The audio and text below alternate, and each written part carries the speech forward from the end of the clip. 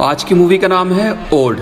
सोचिए अगर क्या हो कि 100 साल की जिंदगी हमें एक ही दिन में जीने का मौका मिले, हमारी उम्र इस तरह से बढ़े कि 100 साल एक ही दिन में खत्म हो जाए। क्या क्या हो सकता है। तो चलिए दोस्तों स्टार्ट करते हैं। मूवी स्टार्ट होती है और हमें एक फैमिली अनामिका रिसोर्ट की ट्रैवल बस से रिसोर्ट में पहुंचती हुई दिखाई देती है। हम देखते हैं कि उस फैमिली में 4 लोग हैं। लड़के का नाम है गाय, उसकी वाइफ प्रिस्का, उसका 6 साल का बेटा ट्रेंट और 11 साल की बेटी मैडॉक्स। रिसोर्ट आते हैं और उन्हें वेलकम ड्रिंक का ऑफर किया जाता है, जिसमें एक लड़की आती है ड्रिंक लेके। ये लोगों ने ड्रिंक की बहुत तारीफ करते हैं। इसके बाद वो लोग वहाँ पे बैठ के रेस्ट करने लगते हैं क्योंकि चेक इन में भी टाइम था। ट्रेंट को एक लड़का मिलता है जिसका नाम होता है इब्लिस। उसके साथ वो फ्रेंडशिप कर लेता है और यहाँ पे ये पता चलता है कि इब्लिस का अंकल उस होटल में मैनेजर है। ट्रेंट और मैडॉक्स और इब्लिस तीनों दोस्त बन गए और वो वहाँ पे कोड लैंग्वेज में आपस में बात भी करते हैं। गाय की फैमिली होटल के रूम में पहुंचती है और नेक्स्ट डे का प्लान करने लगते हैं। गाय यहाँ पे बोलता है कि यहाँ पे बच्चों को बीच में अलाउ नहीं किया जाता है। बच्चे काफी सैड होने लगे थे, तभी पता चलता है कि गाय ने जस्ट जोक किया हुआ था। मॉर्निंग में ये सारे लोग बीच में जाते हैं और एंजॉय करते हैं। वहाँ पे काफी लोग दिख रहे होते हैं और जिससे हमें पता चलता है कि उस रिसोर्ट में और भी फैमिली रह रही होती है, जिसमें रिसोर्ट का मैनेजर कुछ फैमिली के पास में आ के बता रहा होता है किसी अननोन बीच के बारे में। जिन जिन लोगों को ये बता रहा होता है वो लोग सभी लोग उस बीच में जाने के लिए रेडी हो जाते हैं, जिसमें रैपर सेडान और उसकी गर्लफ्रेंड। दूसरा फैमिली है हमारा सर्जन चार्ल्स और उसकी वाइफ क्रिस्टल, उसकी यंग बेटी कारा और उसकी माँ। तीसरी फैमिली है जेरिन और पेटिसिया। चारों फैमिली ने उस बीच में जाने के लिए हाँ बोल दी थी। उसी रात में हमें पता चलता है गाय और प्रिस्का का डिवोर्स के पहले लास्ट वेकेशन है। वो दोनों इस वेकेशन के बाद डिवोर्स लेने वाले हैं। सुबह होती है और सब लोग बीच में जाने के लिए रेडी हो जाते हैं। यहाँ पे हमें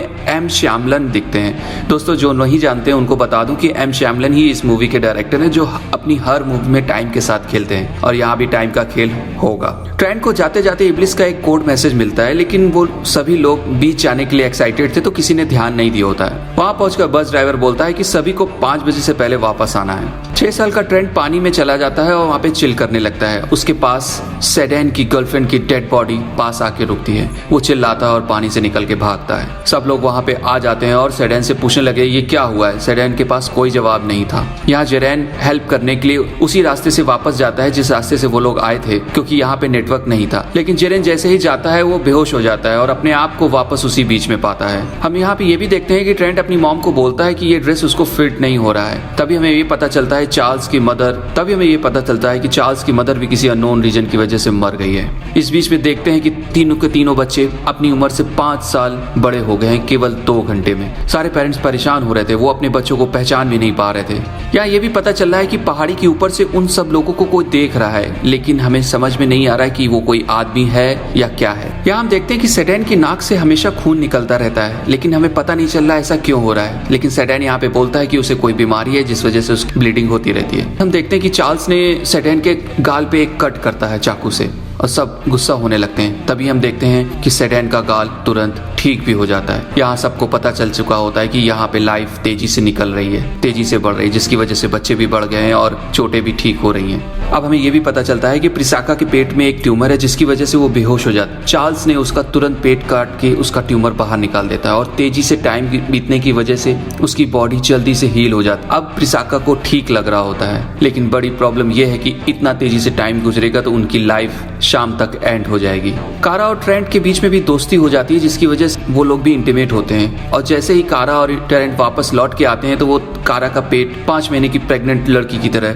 फूल जाता है। जल्दी जल्दी में उसकी भी डिलीवरी कराई जाती है, लेकिन बेबी नहीं बचता है। यहाँ बाकी के बच्चे लोग प्लान करने लगते हैं कि यहाँ से कैसे निकला जाए। यहाँ चारों फैमिली में एक चीज कॉमन होती है कि किसी न किसी को कोई ना कोई बीमारी है। जैसे चार्ल्स की मॉम को बीमारी थी, गाय की वाइफ को भी ट्यूमर है, सेडेन को नाक में ब्लीडिंग होती है और जेरेन की वाइफ को मिर्गी आती है। ये सब लोगों ने प्लान किया होता है कि धीरे धीरे उसी रास्ते से बाहर जाएंगे जिस रास्ते से वो लोग अंदर आए थे। धीरे धीरे ये लोग जाते हैं, लेकिन अचानक सारे के सारे लोग बेहोश हो जाते हैं और वापस अपने आप को बीच में पाते। चार्ल्स की वाइफ अब बूढ़ी होने लगी है, वो अपना चेहरा किसी को नहीं दिखा रही है, जिसकी वजह से वो अब अलग अलग रहती है। और जेरेन फैसला करता है कि वो पानी के रास्ते से जाएगा और किसी की हेल्प लेकर वापस यहाँ पे आएगा। लेकिन थोड़ी ही देर में जेरेन की बॉडी वापस पानी से निकलती है। जेरेन के मरने के बाद उसकी वाइफ को भी मिर्गी के दौरे आते हैं और वो भी उसी बीच में मर जाती है। चार्ल्स अपनी मॉम की डेथ से बहुत दुखी है और वो कुछ पागल सा हो गया है। उसने सेडेन को भी नाइफ से मार दिया है और वो अब सबसे अलग रहने लगा है।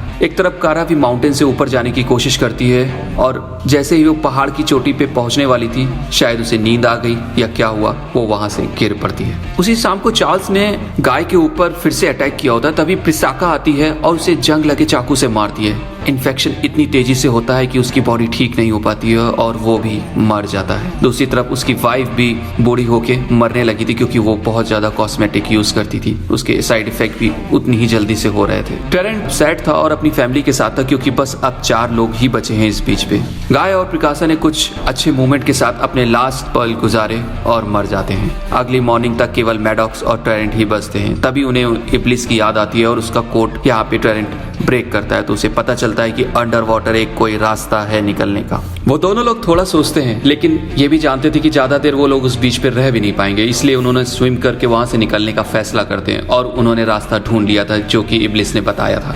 मूवी का सीन कट होता है और हमें वही बस का ड्राइवर दिखता है जो इन सब लोगों के ऊपर नजर रख रहा होता है और वहां पे वो किसी को मैसेज देता है कि बीच में आप कोई नहीं बचा है, सारे के सारे लोग मर गए हैं और बीच खाली है। आगे ये भी पता चलता है कि रिसोर्ट के नाम पे यहाँ पे मेडिसिन रिसर्च सेंटर बना हुआ है जो लोगों की बीमारी के ऊपर एक्सपेरिमेंट कर रहे होते हैं और एक्सपेरिमेंट के लिए ही उन्हें बीच पे भेजा जाता है। बीच में लाइफ बहुत तेजी से बढ़ती है जिसकी वजह से मेडिसिन का ट्रायल एक ही दिन में पूरी लाइफ के लिए हो जाता है। दोस्तों, इन लोगों ने नेक्स्ट ग्रुप को भी बीच में भेजने की तैयारी कर ली होती है और वहाँ लड़की आती है जो वेलकम ड्रिंक के साथ आती है और यहाँ पे कुछ गेस्ट का नाम रिवील होता है जिसमें टेरेंट और उसकी सिस्टर थी। इन्होंने उस ड्रिंक वाली लड़की को धक्का देके गिरा दिया और ड्रिंक जमीन में गिर गई, यानी कि ड्रिंक में ही वो अपनी एक्सपेरिमेंट की दवा मिलाते थे। यहाँ आने से पहले उन लोगों ने पुलिस को इन्फॉर्म कर दिया था और फ्लैशबैक से ये पता चलता है कि वो लोग वहाँ उस बीच से कैसे निकले। टेरेंट को बीच में एक नोटबुक मिली होती है जो एविडेंस का काम करती है। उसमें उन लोगों के नाम लिखे रहते हैं जो लोग उस बीच में मिसिंग हुए हैं। सारे लोग पकड़े जाते हैं और ट्रेंट इब्लिस से मिलता है। ट्रेंट की उम्र अब उसके डैड की उम्र के बराबर थी। इब्लिस उसे पहचान नहीं पा रहा था, लेकिन ट्रेंट ने यहाँ पे इब्लिस का कोड उसे दिया जिससे वो ट्रेंट को तुरंत पहचान जाता है। दोस्तों, यहाँ पे मूवी एंड होती है। तो दोस्तों, अब बारी है लाइक, शेयर एंड सब्सक्राइब की। Bye bye.